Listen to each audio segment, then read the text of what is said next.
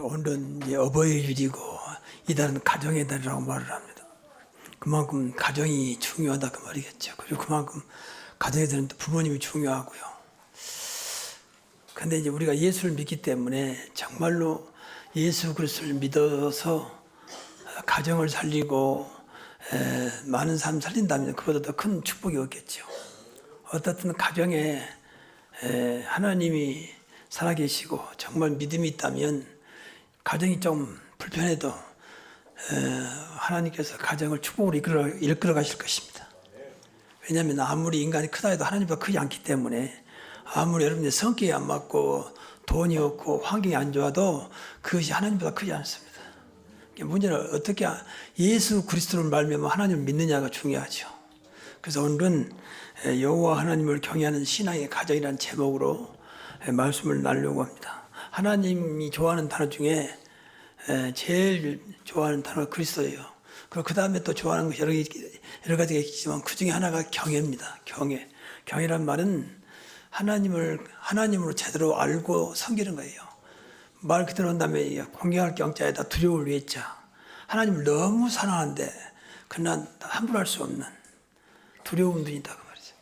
그것이 경외라고 그래요. 집에서 손자가 너무 귀여우니까 손자는 할아버지는 뭐 목에도 타고 어깨도 타고 막 그러죠. 근데 할아버지는 다 봐주지요. 왜? 너무 사랑스러우니까. 근데 그것은 사랑으로 끝나집니다. 근데 하나님은 그렇게 끝나는 게 아니고 경외가 있기 때문에 그러면서 하나님을 함부로 할 수 없는. 왜? 하나님은 좀 이따 말씀드리겠습니다만 인간하고 같지 않기 때문에 이분은 스스로 계신 분이고 창조주 하나님이기 때문에 인간을 사랑해서 인간을 구원했지만 당신의 백성을 삼았지만 그렇다고 우리가 막 함부로 할 수 없는 분입니다. 그런 마음을 경외라고 그래요. 그래서 하나님은 경외란 말을 굉장히 좋아하세요. 그래서 성경을 찾아보니까 경외란 말이 171번 나와요. 101은 한 번이나 경외란 말 나와요. 근데 놀랍게도 전부 다 경외하는 자는 복을 받았다 그랬어요. 구약에 보면 경외를 잘하신 분이 이제 오바댜라는 분이 있습니다. 아방 때 아방은 아주 악한 왕이었고 그 부인은 이세벨인데 우상을 섬기는 이제 그런 왕이죠. 근데 그 밑에 신하 중에 하나가 이제 오바댜예요. 근데 이 사람은 하나님을 지극히 경외했다. 그래서 지극히 경외하는 자였다.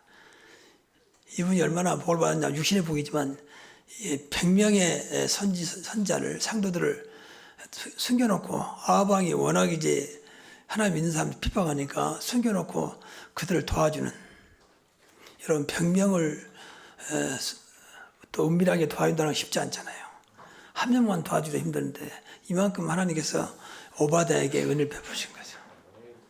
그런가 하면 신약에서는 고넬료라는 로마 장교 백부장이 있습니다. 이 사람도 어디서 믿었는지를 몰라도 하나님을 경외하는 자였다.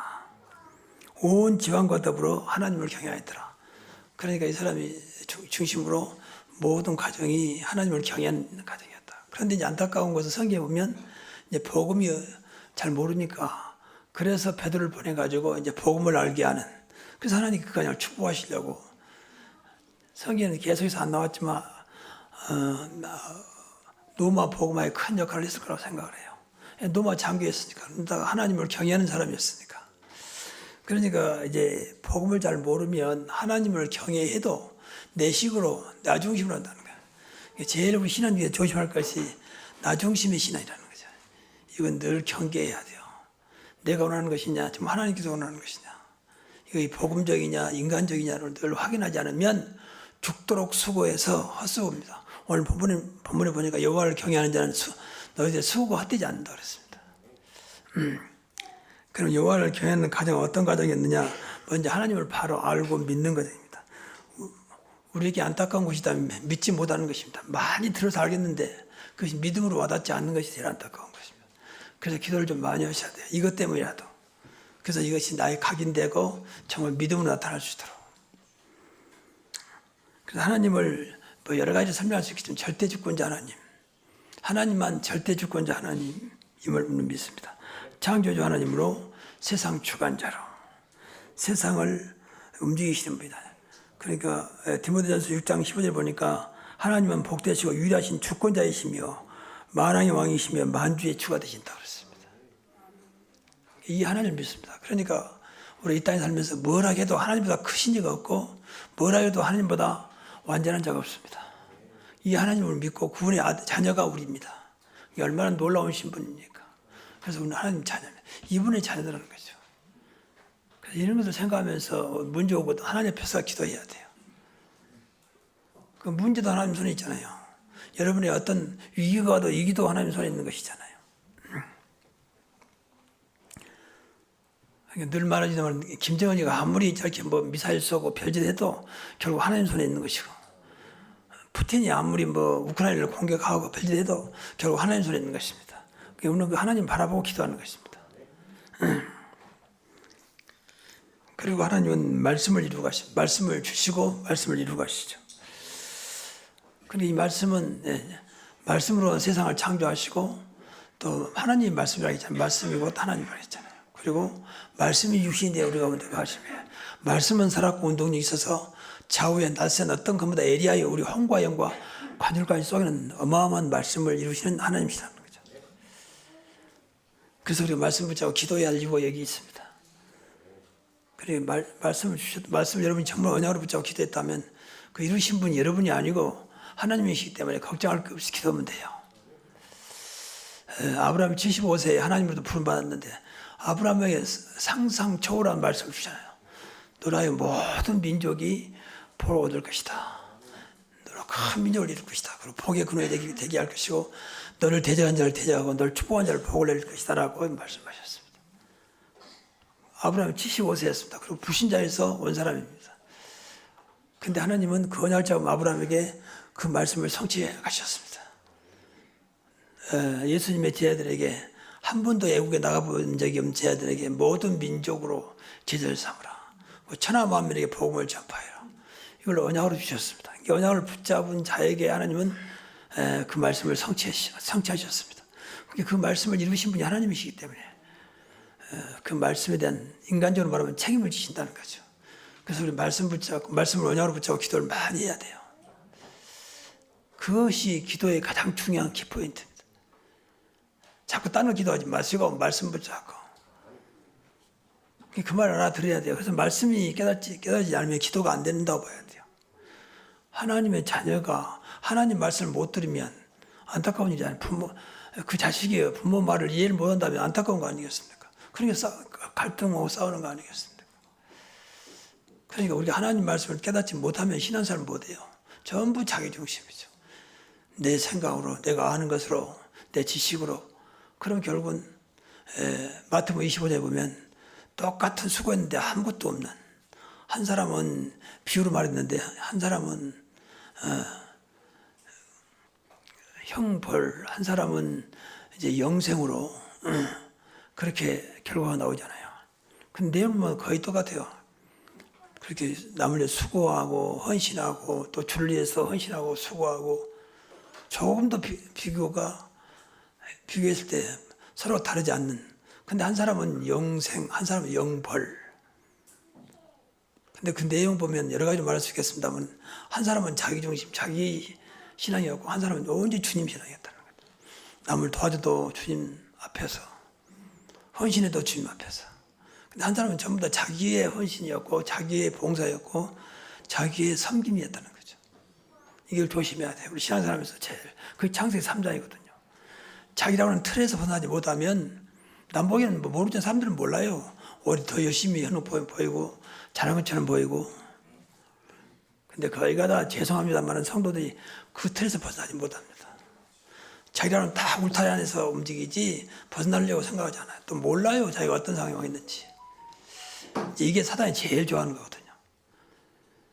그래서 신앙생활이 조금만 문제가 오면 흔들리고 조금만 일만 있으면 벗어나고 이제 안타까운 자리에 들어가는 것이죠. 그리고 하나님은 공의와 사랑의 하나님이세요. 하나님은 사랑이십니다. 분명히 성경에 보면 하나님은 사랑이시다. 주보에 나왔습니다만 하나님은 세상을 이처럼 사랑한 독생자를 주셨으니 누구든지 그를 믿는 자마다 멸망치 않고 영생을 얻게 하려 하십니다. 그래 반대로 안 믿으면 이제 영생을 얻지 못한다는 거죠. 그게 공의예요, 공의. 그리고 우리가 죄인 됐을 때 그리스도의 십자가의 죽으심으로 하나님 우리에 대한 사랑을 확증하셨느니라. 하나님은 예수를 죽이면서까지 우리를 사랑하셨거든요. 그래도 불구하고 하나님은 공의 하나님이세요. 그 말은 사랑은 그리스도입니다. 그리스도가 없는 건 사랑이 아니에요. 그래서 사랑의 표본으로 그리스도께서 우리를 이제 십자가에 돌아가시게 하신 것입니다. 아무 조건 없이. 그래서 우리는 구원받았고 우리는 죄에서 사함받았던 것입니다. 그러니까 정확히 말하면 그리스도를 모르면 하나님은 계속 공의만 남는 거죠. 더 쉽게 말하면 하나님 봐주지 않는다는 거죠. 우리가 예수를 믿어서 하나님 자녀 됐잖아요. 그래서 늘 그리스도 붙잡고 있어야 돼요. 날마다 십자가 든든히 붙잡고 나가란 말이 그 말이거든요. 그러니까 하나님을 제일 안타깝게 하는 것은 분명히 구원받았는데 하나님의 그 은혜와 사랑을 받지 못한다는 거죠. 깨닫지 못한다는 거죠.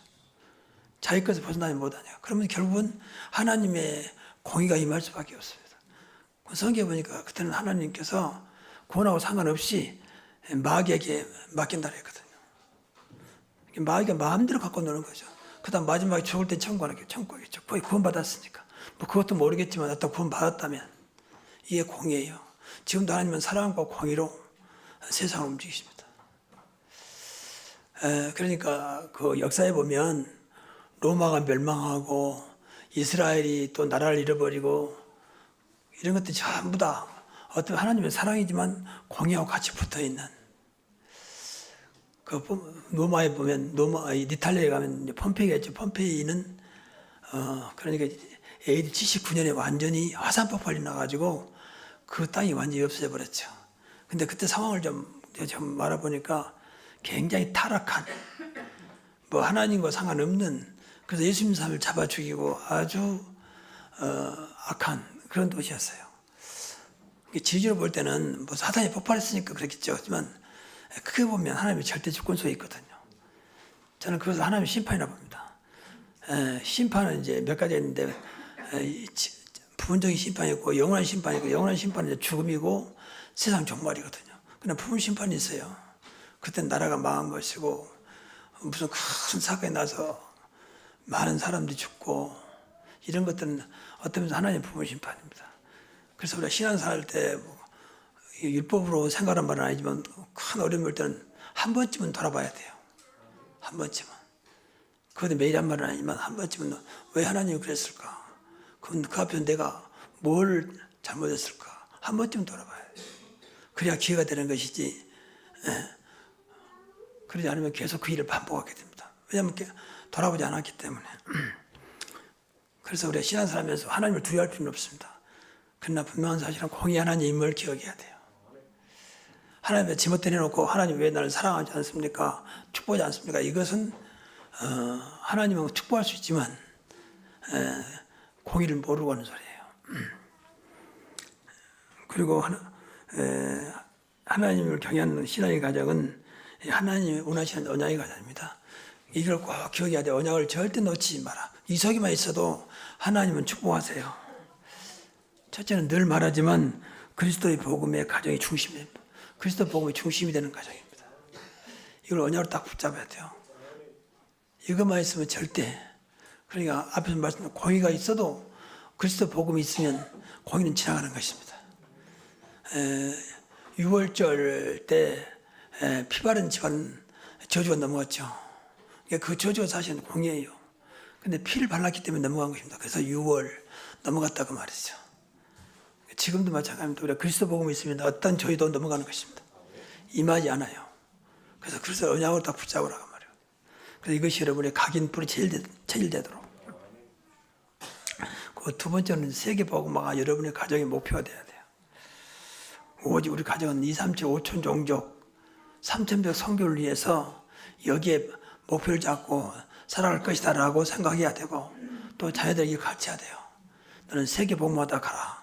세계 복음화의 주역이 되라. 그렇게 가르쳐야 되고 그걸 언약을 붙잡아야 돼요. 그럼 하나님이 정말로 그 언약이 그 아이에게 또 여러분에게 있다면 하나님은 얼마든지 가능하기 때문에 그 일을 감당할 수 있도록 축복하실 것입니다. 아니 이 상태에서 무슨 세계 복음화 합니까? 그게 그 생각부터가 이제 불신 아닙니까? 그럼에도 불구하고 하나님은 할 수 있다. 나는 무능하지만 하나님은 절대 주권자요 절대 가능하신 분이다. 하나님 말씀하시다면 하나님 하시지 않겠냐. 세계복음화는 예수님이 마지막 이 땅에 계시는 그 기간이잖아요. 분명히 세계복음화 되는 그날 예수님은 이 땅에 오실 것이고 세상은 끝난다 그랬거든요.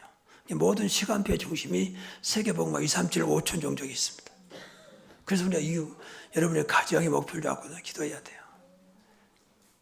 그러니까 이런 것들이 늘 기도해야 가슴에 담지, 뭐 지금 전도도 안 되는데 무슨 세계복음화냐, 그래버리면 평생 그 속에서 벗어나지 못합니다. 그래서 그런 것은 좀 붙잡고 어떤 면에서는 계속 가슴에 한을 품고 기도해야 돼요. 하나님 나에게 전도문 열어주시고 제자의 문 열어주시고 세계복음화의 문을 열어주옵소서. 이런 축복이 우리 가정에 복이 되게 하옵소서. 늘 한번 기도해 보세요. 그럼 하나님께서 생각지도 못한 하나님의 방법으로 여러분의 가정을 이끌어 가실 것입니다.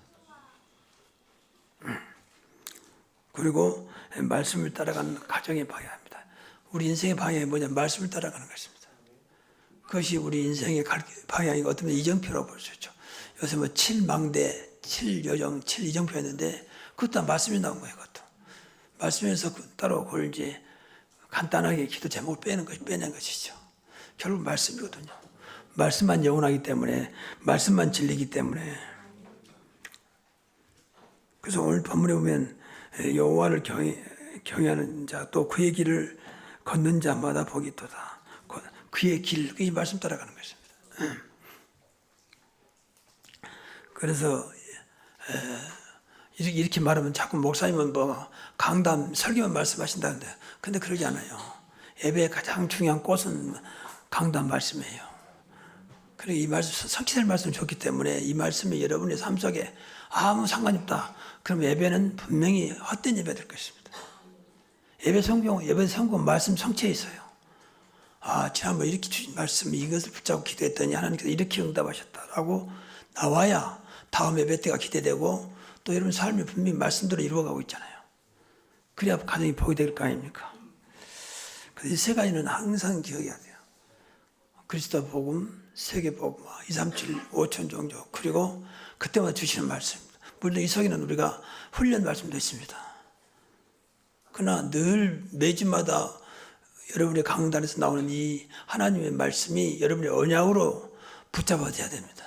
그래서 이후에 훈련 말씀으로 이후에 그래야지 자꾸 안 그러면 속된 말로 잡탕밥이 돼가지고 이것도 안 되고 저것도 안 되고. 말씀은 메인이지 될 겁니다. 메인은 강단 말씀이에요.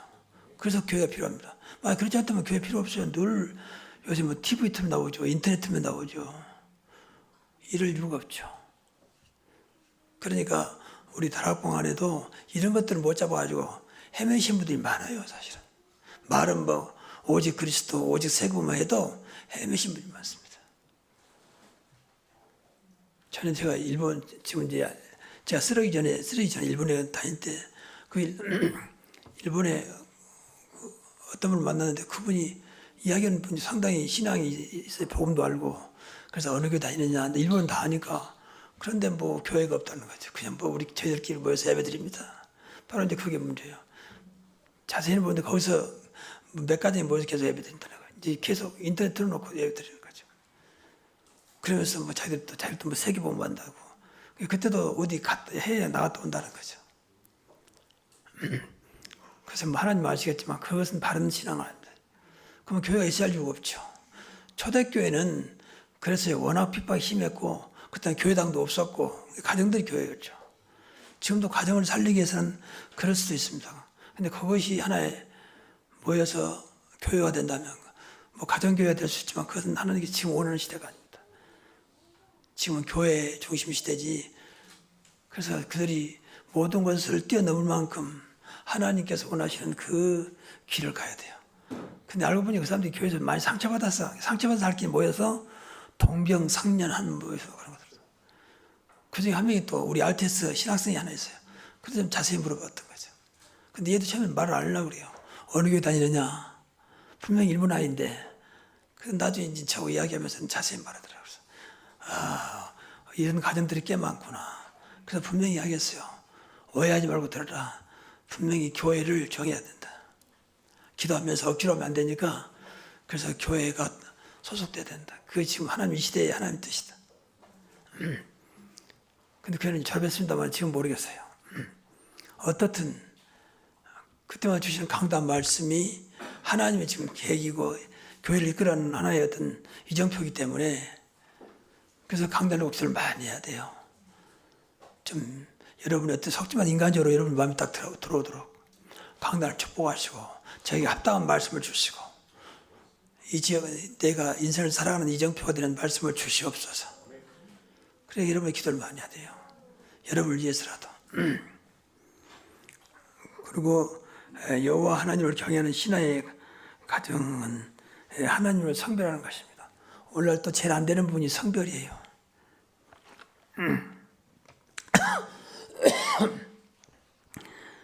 하나님의 것을 하나님의 것으로 구별하는 것을 구별하는 것을 말합니다. 가정에서도 막 함부로 해버리면 이제 그걸 자녀이기 때문에 받을 수 있지만 어떻든 간 가정의 질서는 무너지겠죠. 우리가 신앙생활에서도 하나님 것이 있거든요. 하나님이 특별히 뭐 여러 가지 있습니다만 오늘 다 말씀 못 드리고 몇 가지 말씀 주일과 예배입니다. 그래서 주일을 하나님의 것으로 구약에 보면 굉장히 강하게 말씀했어요. 구약은 이제 안식일 했잖아요. 안식일을 범하자는 돌로 쳐 죽이라 할 만큼 굉장히 강하게 죠. 안식일은 나와 너와 맺은 영원한 언약이다. 그렇게 말씀합니다. 그리고 안식일에 또 중심은 예배지요. 하나님은 예배를 굉장히 기뻐하세요. 그래서 오직에서는 예배하는 자를 찬다 그랬어요. 그게 경외의 최고의 잔는 경외를 표시하는 최고의 잔는 예배입니다. 그래서 예배를 함부로 하면 안 됩니다. 그래서 예배 때 좀 기도를 많이 해야 돼요. 예배를 온전히 드릴 수 있도록. 예배에 방해가 되지 않도록. 하나님은 영이시니 그랬잖아요. 그러니까 영이시기 때문에 영적으로 드려야 되니까 우리가 기도를 많이 해야 돼요. 성령 인도받는 성령 충만한 가운데 예배 드릴 수 있도록. 그래야 예배가 삽니다. 그래야 앞에 말씀드린 대로 말씀도 살아요. 예배를 대충 때우고 뭐 참석했으니까 됐다. 그것을 해서는 안 될 거예요. 종교는 그래도 돼요. 종교는 참석하는 데 의미가 있습니다.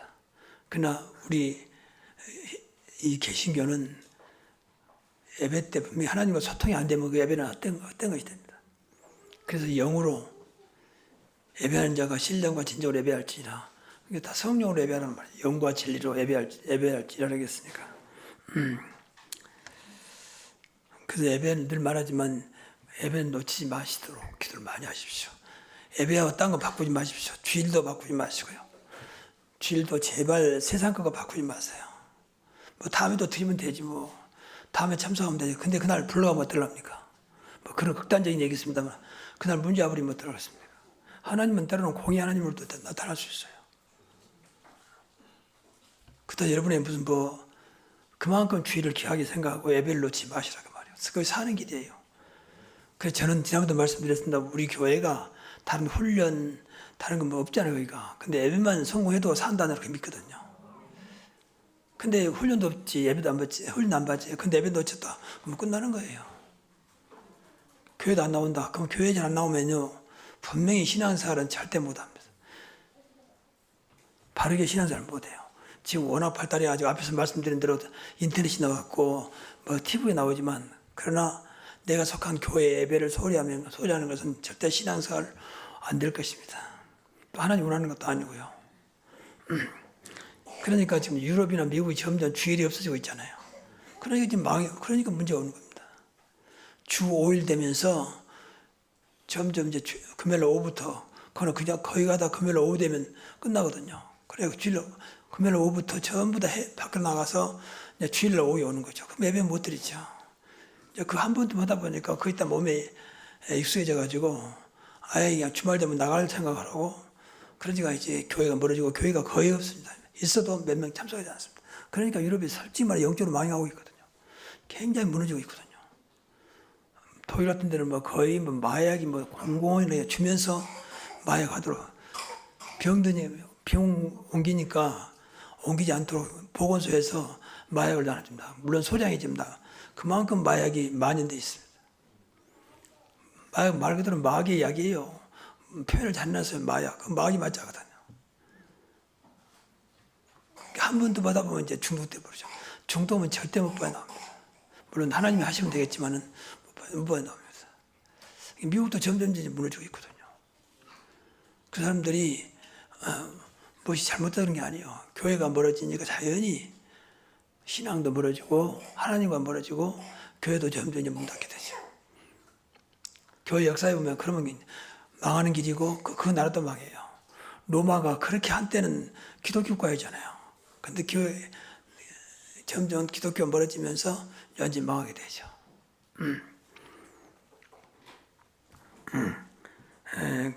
그리고 예배 중에 중요한 것이 헌금과 11조입니다. 내가 헌금을 강조하고 싶어서 그런 게 아니에요. 성도가 어떻든지 하나님 뜻대로 살기를 원하고 말 그대로 하나님 주신 축복을 받아야 할 거 아닙니까? 인간적으로 제일 귀하게 생각하는 솔직히 말하면 돈입니다. 그것 때문에 그때 살고 있잖아요. 난 돈과 상관없다. 그런 사람은 중들이나 산속에 있는 사람 빼놓고는 거의 그러지 않습니다. 그 사람도 먹어야 되니까 돈이 필요하죠, 사실은. 그래 계속 뭐 이렇게 그보다 뭐라 합니까? 공양인가 뭔가 하잖아요. 그래 여기에 분명한 답을 내지 않으면 인생에서 경제적인 것은 사실은 어렵습니다. 많은 경험과 많은 증거가 있습니다. 그래서 이것은 기본적으로 기도하시면서 헌금의 자유함을 누리도록, 그래서 헌금만큼은 하나님 당당히 말할 수 있도록, 나는 이렇게 드렸습니다. 이렇게 드리고 있습니다. 하나님 아시지 않습니까? 라고 분명할 수 있도록. 많이 드리라는 것도 아니고 적게 드리라는 말도 아니고 정말 하나님 앞에 중심을 가지고 하나님을 사랑하는 마음으로. 11조도 어렵지 않는 것이 소득이니까 소득 주신 것에 늘 관심을 가지고 기도하시면 소득이 많으면 11조 많이 되니 그만큼 소득 높아지는 거 아닙니까? 사실은 수학적으로 계산해봐도. 그런데도 그 생각을 모두 드린다는 것만 생각하죠. 또 여기에 대한 관심도 많습니다, 사실. 어떻든 우리 교회는 나름대로 잘하고 계시는데 뭐 두려워서 11조 안 되면 하나님 돈을 뺏어간다, 뭐 어렵게 만든다, 그러기 이전에 양심적으로 우리 하나님 앞에 하나님 사랑하기 때문에, 나는 구원받은 하나님 자녀이기 때문에 하나님 앞에 드린 겁니다. 돈 벌어가지고 왜 하나님 드리냐? 그것은 불신자가 하는 소리예요. 하나님 자녀는 그렇게 말하면 안 되죠. 여러분 가정에도 사랑하는 사람, 뭐 특별한 사람은 늘 돈을 주잖아요. 요새는 아이들도 돈으로 줘야지 땅에 좀 안 받아요. 지금 그런 시대잖아요. 그런데 하나님이 드리는 말 그렇게 인생하는 것은 바른 신앙은 아니죠. 그리고 교회도 하나님께 특별히 구별했습니다. 그래서 교회를 성전 그렇게 말합니다. 그리고 직분입니다. 성도도 마찬가지 구별된 백성. 직분도 마찬가지요. 집사, 권사, 안수, 장로도 전부 하나님께 특별히 세웠잖아요. 그래서 이걸 귀하게 생각해야 돼요. 하나님 주신 거기 때문에 직분으로 함부로 하지 마십시오. 그것은 하나님을 믿지 않는 것이고 어떤 면에서는 좀 과하게 표현하면 하나님을 대적하는 것입니다. 심지어 어떤 사람은 전에 보니까 누가 나더러 뭐 장로 세우라고 세웠냐 말이에요. 그러면서 대적한 사람이 있어요. 그 사람은 좀 안타까운 일이 생길 겁니다. 하나님 분명히 살아계시거든요. 하나님 아시고 세웠는데 감당 못한다는 것을 스스로 생각하지 못하고 그걸 축복으로 기도하시면서 하나님이 직분 주셨으니까 직분에 맞는 축복을 누리도록 기도해야 할 거 아닙니까? 근데 그걸 누리지 못하고 나중에 안 되니까 누가 나더러 장로 주라겠습니까? 장로를 주었습니까? 하나님께서 세우신데. 이런 것은 아니다. 이런 것들이 하나님의 영역이거든요. 하나님의 영역. 이것은 함부로 우리가 솔직히 말하면 율법이 아니고 범하지 않도록 해야 돼요. 신앙생활을 잘하시는 분들은 그렇습니다. 그래서 하나님을 늘 귀하게 생각하도록. 자, 시간이 없기 때문에 간단히 말씀드리면 하나님을 경외하는 축복이 오늘 본문 나왔습니다. 가정을 축복하겠다는 거예요. 오늘 쭉 아까 여러분들이 봉독했습니다만 수고한 대로 먹을 것이고 시온에서 내게 복을 주실 것이고 평생에 번영할 것이고 또 자식의 자식을 볼 것이고 복되고 형통하리로다. 하나님 이렇게 경외 하나 때문에 축복을 하셔요. 그래서 어차피 신앙생활 하니까 하나님 앞이면 정말로 마음과 뜻과 정성을 다해서 하나님을 사랑하는 마음으로 해보세요.